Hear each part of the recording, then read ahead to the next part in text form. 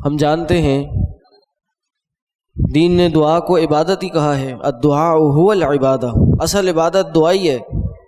یہ دعا اتنا عظیم عمل ہے کہ اللہ کے نبی صلی اللہ علیہ وسلم نے فرمایا کہ من لم یسأل اللہ یغضب علیہ، جو اللہ سے سوال نہیں کرتا، مانگتا نہیں ہے، اللہ تعالیٰ اس پہ غضبناک ہو جاتا ہے، غصہ ہو جاتا ہے۔ اتنی اہم چیز ہے۔ لیکن وہی بات کہ شریعت نے اگر کسی چیز کو عبادت کہا ہے تو شریعت کی کوئی نہ کوئی دلیل ہوگی اس پہ، قرآن و حدیث کی کوئی آیت یا حدیث یہ بات بتائے گی کہ یہ عبادت ہے، اور اس عبادت کو کیسے کرنا ہے، کن چیزوں کا خیال رکھنا ہے، وہ بھی قرآن حدیث بتائے گی۔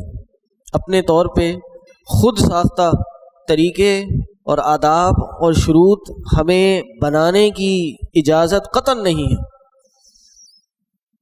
جس چیز پہ شریعت نے قید لگا دی اس سے آگے ہم نے نہیں جانا ہے، جتنا شریعت نے بتا دیا اس سے زیادہ کا سوال نہیں کرنا۔ یہ ہمارا منہج ہے، یہی ہمارا طریقہ ہے، اور یہی ہمیں اسی چیز کی تعلیم ہے کہ یہی ہماری اتباع سنت اور اطاعت سبحانہ و تعالیٰ کا مفہوم ہے۔ یہ تو سب سے پہلے ہم نے بات کی تھی کہ وضو کرنا یہ دعاؤں کے آداب میں سے ہے، اسی طرح قبلے کی طرف رخ ہو کے اللہ سے مانگنا، اسی طرح دعا کے وقت ہاتھ اٹھانا، ہاتھ اٹھا کے دعا کرنا، اسی طرح دعاؤں میں حمد و ثنا کا خاص خیال رکھنا، اللہ کی حمد بیان کرنا اور نبی علیہ السلام پر درود بھیجنا۔ نبی علیہ السلام کا فرمان ہے کل دعاء محجوب، ہر دعا اپنی قبولیت سے رکی رہتی ہے، قبول ہونے سے رکی رہتی ہے، یہاں تک کہ حتی یصلی علی محمد صلی اللہ علیہ وسلم، یہاں تک کہ نبی علیہ السلام پر درود و سلام بھیج دیا جائے۔ اسی طرح نبی علیہ السلام نے فرمایا جب بھی تم میں سے کوئی شخص، اب دیکھیں یہ حکم ہے، کسی کو نماز پڑھتے ہوئے دیکھا تو اس نے فوراً اپنے لیے سوال کرنا شروع کر دیا، اپنی جو حاجت تھی وہ مانگنا شروع کر دی۔ نبی علیہ السلام نے دیکھا اور تنبیہ فرمائی، تصحیح کی، ان کے عمل کو صحیح کیا۔ کیا کہا جب بھی تم میں سے کوئی شخص دعا مانگے فلیبدا، اس کو چاہیے بتحمید اللہ، اللہ کی حمد و ثنا بیان کرے۔ کیا حمد و ثنا ہے؟ اپنی زبان میں کہہ رہے ہیں اے اللہ تو تمام تعریفوں کے لائق ہے، اے اللہ تمام تعریفیں تیرے لیے ہیں، کما ینبغی لجلالک، اے اللہ تمام کی تمام جو تعریف انسان کر سکتا ہے، جو تیرے جلال اور تیری شان کے لائق ہے، وہ بھی تیرے لیے۔ یہ انسان دعا کرے، یہ اللہ کی تعریف بیان کرے۔ فرمایا کہ پہلے اللہ کی تحمید حمد و ثنا بیان کرے، پھر نبی پہ درود و سلام بھیجے۔ اللہم صلی وسلم علی نبینا محمد صلی اللہ علیہ وسلم، مختصر بس یہ پڑھ لیں، اللہم صلی وسلم علی نبینا محمد، اے اللہ اپنے نبی پر صلاۃ و سلام بھیج، جو ہمارا نبی ہے۔ یہ مختصر درود پڑھنا ضروری نہیں ہے 5-5 6-6 بار پڑھیں، اس کی طوالت مقصود ہو نہیں، آداب میں یہ پہلے آپ اللہ پہ حمد و ثنا، پھر یہ۔ اسی طرح ہم نے ایک ادب پڑھا تھا کہ اگر انسان پریشانی میں، دکھ میں، تکلیف میں اپنی دعاؤں کی قبولیت چاہتا ہے تو اس کو چاہیے کہ آسانیوں کے وقت کثرت سے اللہ سے دعا کرے، خوشی کے وقت، جن دنوں میں پریشانی آزمائش نہ ہو ان دنوں بھی اللہ سے خاص دعاؤں کا اہتمام کرے۔ اسی طرح اپنے لیے پہلے استغفار کرے، اپنے گناہوں کی مغفرت طلب کرے، پھر اپنی حاجات کو رکھے۔ اسی طرح ایک ہم نے ادب پڑھا کہ پہلے اپنے لیے دعا کرے، پہلے کوئی آپ کو دعا کے لیے کہے تو نبی صلی اللہ علیہ وسلم کا فرمان کیا کرتے تھے، فلیبدا بنفسی، پہلے اپنے سے آغاز کرتے تھے۔ پہلے ہم پڑھتے نا کہ اللہ ربنا آتنا فی الدنیا، ربنا اغفر لی ولی والدی، اے اللہ مجھے معاف کر دے اور میرے والدین کو معاف کر دے۔ تو پہلے اپنے سے آغاز کرنا ہے، پھر دوسرے کا خیال کرنا ہے، پھر دوسرے کے لیے دعا کرنی ہے۔ اسی طرح دعا کرنے میں تکرار، اصرار، بار بار کا اہتمام کرنا چاہیے، یہ بھی دعاؤں کے آداب میں سے ہے۔ نبی علیہ السلام کے بارے میں آتا ہے کہ جب بھی کوئی دعا کرتے تو تکرر ثلاثا، 3 بار اس کو دہراتے، 3 بار۔ کوئی بھی دعا مانگی، اللہم انک عفو تحب العفو فاعف عنی، اے اللہ تو معاف کرنے والا ہے، عفو تحب العفو، اے اللہ تو معافی کو پسند کرتا ہے، فاعف عنی، اے اللہ مجھے معاف کر دے۔ اس کو 3 بار انسان دہرائے، اللہم انک عفو تحب العفو فاعف عنی فاعف عنی فاعف عنی، یعنی یہ دعا ہے، دعائیہ کلمات کو 3 بار دہرانا۔ یہ کیا ہے؟ یہ بھی دعاؤں کے آداب میں سے اور سنت سے ملتا ہے۔ اسی طرح ایک بڑا خاص ادب، اور وہ کیا ہے کہ تصنع سے انسان اجتناب کرے۔ تصنع کیا ہے؟ بناوٹی پن، تکلفات اختیار کرنا دعاؤں میں، ان سے انسان بچے۔ اس پہ بڑی تفصیل ہم نے بیان کر دی۔ اسی طرح ادب و تواضع کے ساتھ آہستگی سے خفیہ طور پہ اللہ سے دعا کرنا۔ یحییٰ علیہ السلام نے، زکریا علیہ السلام نے اولاد مانگی، ان کے بارے میں قرآن نے کیا کہا کہ انہوں نے تضرع یعنی عاجزی انکساری کے ساتھ اور خفیہ طریقے سے اپنے رب کو پکارا۔ اذ نادى ربہ نداء خفیا، یہ بھی سورہ مریم کی آیت کہ جب انہوں نے خفی طور پر اپنے رب کو پکارا، یعنی انسان خلوت اختیار کرے، چھپ کے اکیل میں ہو، تب اللہ سے دعا کرے۔ یہ اور زیادہ شور مچا کے اونچی اونچی الفاظ میں دعائیں کرنے کی ضرورت نہیں ہے کہ مسجد میں بیٹھا ہے اونچی اونچی آواز میں دعائیں کر رہا ہے، آس پڑوس میں کوئی بیٹھا ہوا ہے تو اس کو بھی تکلیف ہو رہی ہے، اذیت ہو رہی ہے، نہیں، خفیہ طریقے سے آہستگی سے انسان دعا مانگے۔ اسی طرح اب جو 2-3 باقی ہیں وہ کیا ہیں کہ انسان حضور قلب کے ساتھ اور یقین کامل کے ساتھ اللہ سے دعا مانگے۔ کیا کہ انسان جب دعا مانگے اس کو یقین ہو کہ میری دعا قبول ہوگی، اور جب وہ دعا مانگے تو بالکل متوجہ ہو کر اپنا دل اس دعا کے الفاظ کے ساتھ جوڑ کر اس نیت سے کہ میں اللہ کے سامنے کھڑا ہوں یا اللہ کے سامنے بیٹھا ہوں اور اللہ سے مانگ رہا ہوں، اس حالت میں انسان اللہ سے دعا کرے۔ یہ بھی دعاؤں کے آداب میں سے۔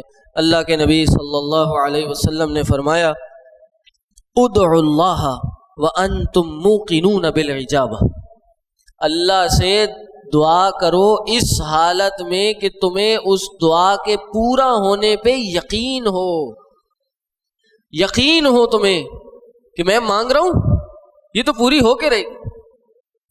حضرت عمر رضی اللہ عنہ کا مشہور زمانہ قول ہے، کہتے ہیں کہ میں اللہ سے دعاؤں کی قبولیت نہ ہونے پہ نہیں گھبراتا کہ اللہ تعالیٰ میری دعائیں قبول نہیں کرے گا، میں اس چیز سے گھبراتا ہوں کہ اللہ مجھے دعا کرنے کی توفیق ہی نہ دے، دعائیں مانگنے سے ہی محروم نہ کر دے، کیونکہ مجھے پتہ ہے کہ میں دعا مانگوں گا اللہ لازمی اس کو قبول کرے گا، لازمی وہ دعا قبول ہوگی۔ یہ آپ کے سامنے میں نے شروع میں قرآن کی آیت پڑھی تھی، کیا وقال ربکم ادعونی استجب لکم، تمہارا رب کہتے ہیں مجھے پکارو میں پورا کروں گا، میں جواب دوں گا۔ اذا سألک عبادی عنی فإنی قریب اجیب دعوت الداعی، جب بندہ مجھ سے آپ سے میرے بارے میں سوال کرے کہہ دے میں قریب ہوں، میں دائی پکارنے والے کی پکار گویا ایک دفعہ ہی کیوں نہ ہو، کسی بھی وقت ہو، اذا دعانی جب بھی مانگے گا، اجیبو میں اس کی پکار کو نہ صرف سنوں گا بلکہ جواب بھی دوں گا۔ یہ اللہ کہہ رہا ہے، یہ کسی عام شخص کا، کسی عالم کا، کسی مولوی کے الفاظ نہیں ہے، یہ خود قرآن کی آیت ہے۔ اللہ کہہ رہے کہ اے بندے مجھ سے مانگ، مجھ سے سوال کر، میں دوں گا تجھے۔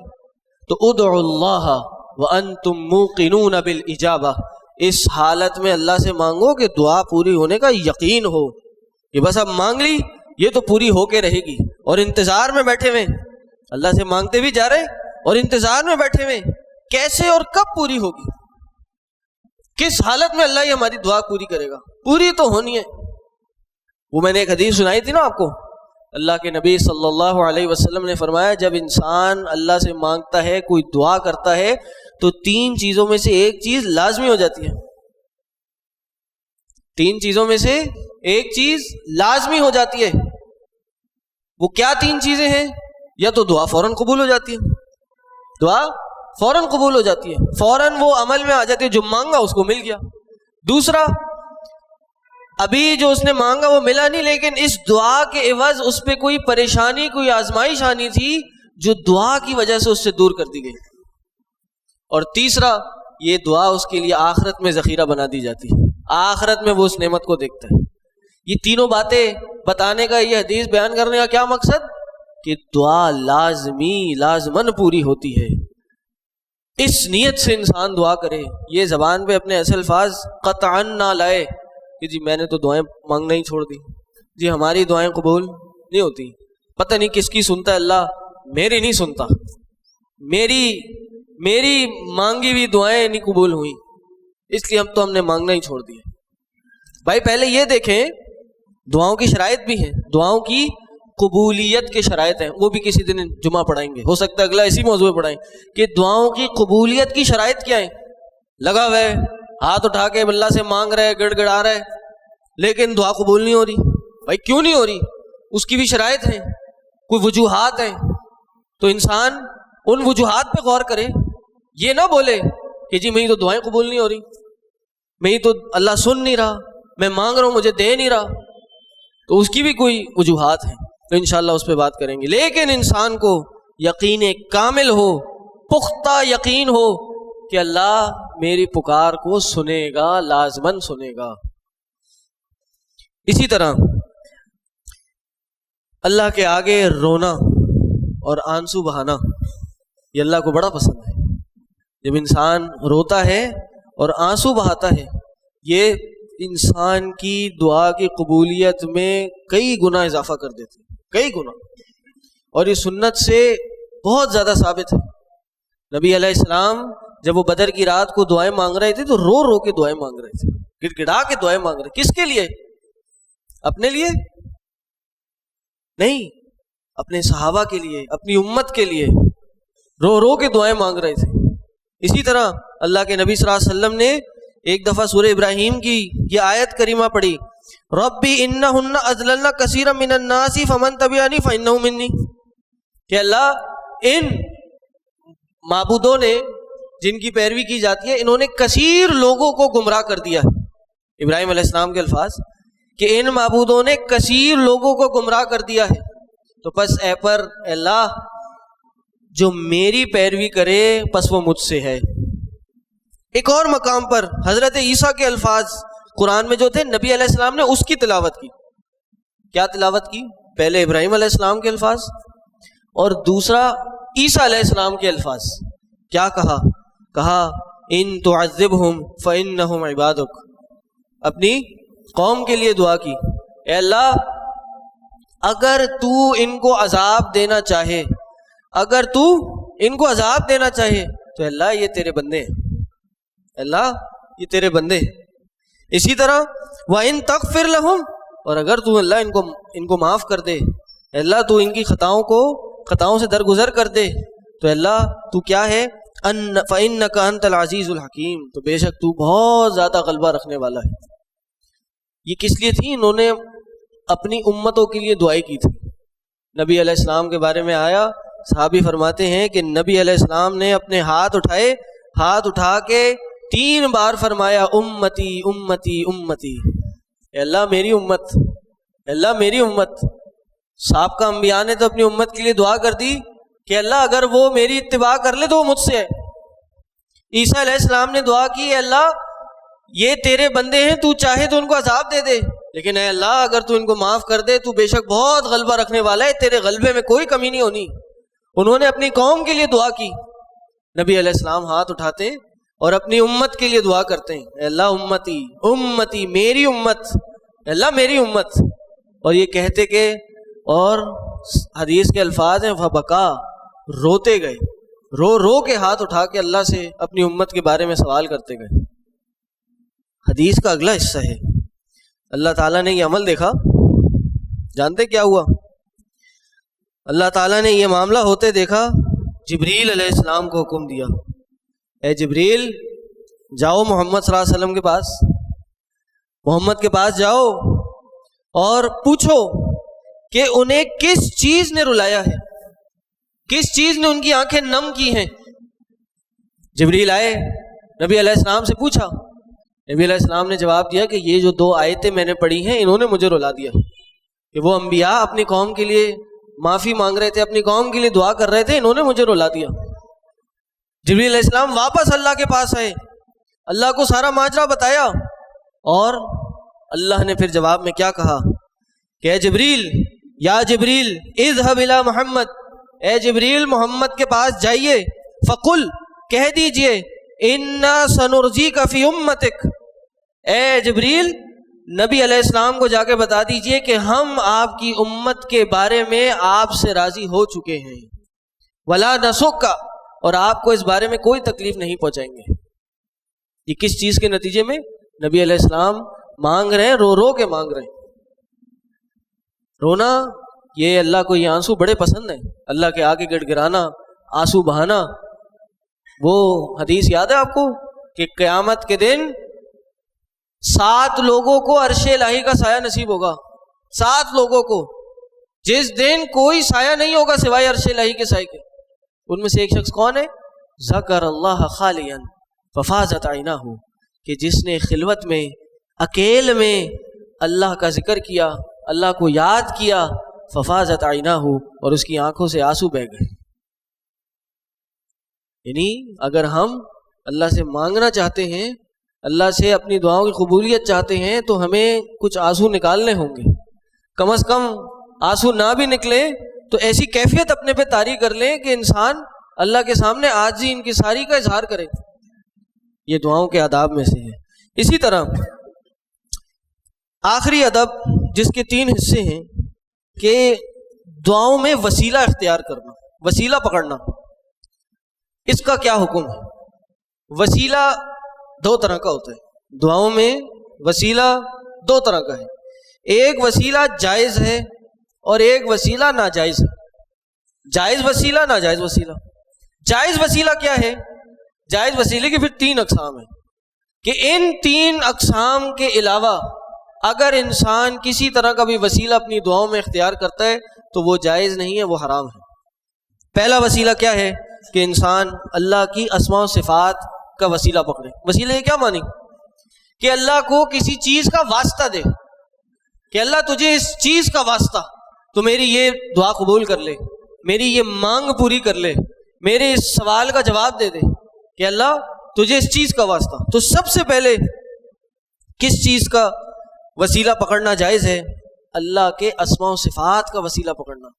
اللہ تعالیٰ نے قرآن میں فرمایا وَلِلَّهِ الْأَسْمَاءُ الْحُسْنَى فَادْعُوهُ بِهَا، اللہ کے اچھے نام ہیں، اللہ کے لیے اچھے ہی نام ہیں، فَادْعُوهُ بِهَا، اس کو ان ناموں کے ساتھ پکارو۔ مقصد آپ دعاؤں کے لیے ہاتھ اٹھائیں، ان دعاؤں میں ہاتھ اٹھانے میں آپ اللہ کو واسطہ دیں، اے اللہ تو رازق ہے، تو کھلانے والا ہے، خالق ہے، رب ہے، اے اللہ تجھے تیری ان صفات کا واسطہ کہ اللہ تو میرے رزق میں برتری فرما دے، اے اللہ تو عزت والا ہے، ذل قوت المتین ہے، اے اللہ تو قاہر ہے، قہار ہے، اے اللہ تجھے تیری بادشاہت کا واسطہ، اے اللہ تو مجھے اس معاملے میں مجھے فتح دے دے۔ یہ وسیلہ دینا، اور یہ سنت سے بھی ثابت ہے۔ اکثر جب آپ نے علماء کو دعائیں مانگتے ہوئے سنا ہوگا تو دعا کے شروع میں یہ الفاظ ادا کرتے ہیں، اللہم انی اسألک بکل اسم ہو لک، اے اللہ ہم تیرے ہر اس نام کا تجھے واسطہ دیتے ہیں، ہر تیرے اس نام سے تجھ سے سوال کرتے ہیں جو تیری ذات کے لیے ہے۔ اللہم انا نسألک بکل اسم ہو لک سمیت بہ نفسک، ان کا جس نے تو نے اپنی ذات کا نام رکھا، سمیت بہ نفسک او انزلتہ فی کتابک، جب وہ اسم بھی، وہ نام بھی جو تو نے اپنی کتاب اللہ میں نازل کیا، کسی بھی کتاب میں، اب استأثرتہ فی علم الغیب عندک، اور اس نام کا بھی تجھے اللہ واسطہ دیتے ہیں کہ جو تو نے اپنے غیب کے خزانوں میں چھپا کے رکھی ہے، ہمیں نہیں بتائی، جو نام وہ بھی ہیں تیرے، اے اللہ اس کا بھی واسطہ دیتے ہیں تجھے۔ اور دعا پھر کیا مانگتے ہیں؟ اللہم، اے اللہ ان تجعل قرآن العظیم ربیع قلوبنا، اے اللہ اس قرآن کو ہمارے دل کی بہار بنا دے، وجلاء احزاننا وہمومنا وغمومنا، اے اللہ ہمارے اس قرآن کو ہمارے غموں کی اور ہمارے دکھوں کو دور کرنے والا بنا دے۔ یہ مکمل جامع دعا ہے کہ اللہ کو اس کے ناموں کا واسطہ دینا۔ اسی طرح دوسرا وسیلہ کیا ہے کہ انسان اپنی نیک اعمال کا وسیلہ پکڑے، انسان نیک اعمال کا وسیلہ پکڑے، کہ انسان نے کوئی نیکی کی ہو، انسان تہجد پڑھ رہا ہو، کوئی خاص ذکر کیا ہو، کوئی بڑی والدین کے ساتھ نیکی کی ہو، اس کا اللہ کو واسطہ دے کہ اللہ یہ نیکی میں نے تیری رضا کے لیے کی تھی، اے اللہ یہ میں نے کام تیری خوشنودی کے لیے تجھ سے اجر عظیم حاصل کرنے کیا تھا، اے اللہ میں اس کام کو، اس نیکی کو تیری بارگاہ میں پیش کرتا ہوں، اور اے اللہ اس کام کے وسیلے سے تو میری اس دعا کو قبول کر لے۔ یہ بھی دعاؤں کی قبولیت کی بنیاد بنتی ہے۔ اور اس میں مشہور واقعہ ہے، وہ 3 لوگ غار میں بند ہو گئے تھے، غار میں پناہ لینے گئے، غار کا دروازہ آگے سے، دروازہ تو نہیں تھا، جو داخل ہونے کی جگہ تھی نکلنے کی، اس پہ ایک پتھر آ کے گر گیا بڑا سا۔ اب 3 بندے تھے، بڑا پتھر کیسے اٹھاتے؟ تینوں نے اپنی نیکی کا وسیلہ دیا، ایک ایک کر کے تینوں نے دعا کی۔ پہلے نے دعا کی، اے اللہ میں اپنے ماں باپ کا خادم ہوں، ایک رات میں اپنے ماں باپ کے لیے کھانا یا دودھ لے کے گیا، ماں باپ کی آنکھ لگ گئی، میں ساری رات ہے اللہ بچے روتے رہے، میں ماں باپ کے انتظار میں کھڑا رہا، میں نے بچوں کو دودھ نہیں پلایا، ماں باپ اٹھے پہلے ان کو پلایا۔ اللہ میں یہ اپنے ماں باپ کے ساتھ جو نیکی کی یہ تیری بارگاہ میں پیش کرتا ہوں، یا اللہ ہماری مشکل کو آسان کر دے۔ تو وہ تھوڑا سا پتھر اٹھ گیا۔ دوسرے نے وسیلہ دیا اپنی نیکی کا، کہا اے اللہ میں نے اپنے ساتھ ایک خادم رکھا تھا، کام کرنے والا رکھا تھا، اس نے کام کیا اور اجرت لیے بغیر چلا گیا، اس کے پاس میری اجرت تھی، تو میں نے کیا کرا، اس پیسے کو کاروبار میں لگایا، اور اس کاروبار میں لگا کر وہ مثلا 1 روپیہ چند سالوں بعد 20-25 روپے کے برابر ہو گیا۔ تو جب وہ کئی سالوں بعد آیا اور اپنی اجرت مانگی، تو میں نے جو 1 روپیہ اس کی اجرت بنتی تھی کئی گنا بڑھا کے میں نے اس کو دی۔ اے اللہ ھذا فعلتک، اے اللہ یہ میں نے تیرے لیے کیا ہے، اے اللہ میں نے تیرے لیے کیا تھا، اس کو اللہ اپنی بارگاہ میں قبول کر کے اللہ اس کو وسیلہ بنا کے میں یہ عمل، یہ دعا تیری بارگاہ میں پیش کرتا ہوں، میرا یہ کام آسان کر دے۔ پتھر اور ہٹ گیا۔ تیسرے نے دعا کی کہ اللہ میں نے ایک عورت کے ساتھ بدکاری کرنے کا ارادہ کیا، جب میں گیا تو اس نے اللہ مجھ سے پناہ مانگی، اور اللہ میں نے اللہ کے لیے اس کو چھوڑ دیا، اور میں نے وہ کام کرنے کا ارادہ ترک کر دیا۔ اے اللہ یہ کام میں نے خالص تیری رضا کے لیے کیا، اے اللہ اس کام کے ذریعے میری مشکل آسان کر دے۔ وہ پتھر پورا ہٹ گیا اور وہ غار والے باہر چلے گئے۔ تو یہ انسان اپنی دعاؤں میں اپنی نیک اعمال کو وسیلہ بنا سکتا ہے۔ اور تیسرا وسیلہ کیا ہے کہ انسان اپنی دعاؤں میں کسی نیک صالح آدمی کی یا تو دعا کا وسیلہ دے دے، یا پھر اس آدمی سے جا کے دعا کروا دے۔ اللہ کے نبی صلی اللہ علیہ وسلم ایک دفعہ ممبر پہ کھڑے تھے، ایک شخص آیا، دیہاتی آیا، کہا اللہ کے رسول صلی اللہ علیہ وسلم مال برباد ہو گیا، لوگ ہمارے جو مویشی جانور ہیں بھوکے پڑ رہے ہیں، اللہ کے رسول صلی اللہ علیہ وسلم دعا کر دیجئے، دعا کیجئے کہ ہمیں اللہ بارش دے دے۔ اللہ کے نبی صلی اللہ علیہ وسلم نے ہاتھ اٹھائے، اللہم اغثنا اللہم اغثنا اللہم اغثنا، اللہ بارش برسا دے۔ صحابی رسول کہتے ہیں کہ نبی علیہ السلام نے ابھی ہاتھ نیچے نہیں کیے تھے کہ ہم نے پہاڑوں کی طرف بادل چڑھتے ہوئے دیکھے، اور اللہ کی قسم نبی علیہ السلام ابھی ممبر سے نہیں اترے تھے کہ بارش ہونا شروع ہو گئی، اور نبی علیہ السلام کی داڑھی بارش سے تر ہو گئی، اور وہ بارش ہوئی، خوب بارش ہوئی، 1 دن 2 دن 3 دن 4 دن 1 ہفتہ بارش ہوئی، کہ 1 ہفتے بعد جمعے کے دن ایک اور شخص آتا ہے، یا شاید وہی شخص آتا ہے اور کہتا ہے اللہ کے رسول صلی اللہ علیہ وسلم بارش اب بہت زیادہ ہو گئی ہے، اللہ سے دعا کیجئے کہ اب وہ بارش ہم سے روک دے یا ہمارے باہر پھیر دے۔ نبی علیہ السلام نے دعا کی اور وہی ہوا۔ اور اسی لیے نبی علیہ السلام نے اویس کرنی کی طرف کہا کہ اویس کرنی اپنی والدہ کے خادم تھے، والدہ کے ساتھ نیکی کرنے والے تھے، جب بھی وہ تمہیں ملے، وہ آئیں گے ادھر، تو ان سے تم اپنی حاجات کے لیے دعا کروانا۔ وہ ایسی شخصیت ہے کہ اگر وہ اللہ کے لیے کوئی قسم اٹھا لے اللہ ضرور اس کو پورا کرتا ہے۔ تو کسی نیک شخص سے جو آپ سے نیکی میں تقوی میں زیادہ ہو، اس کو دعا کے لیے کہنا یہ سنت ہے، دعاؤں کے آداب میں سے۔ اللہ تعالی ہم سب کو عمل کرنے کی توفیق عطا فرمائے۔ وآخر الدعوانا الحمدللہ رب العالمین۔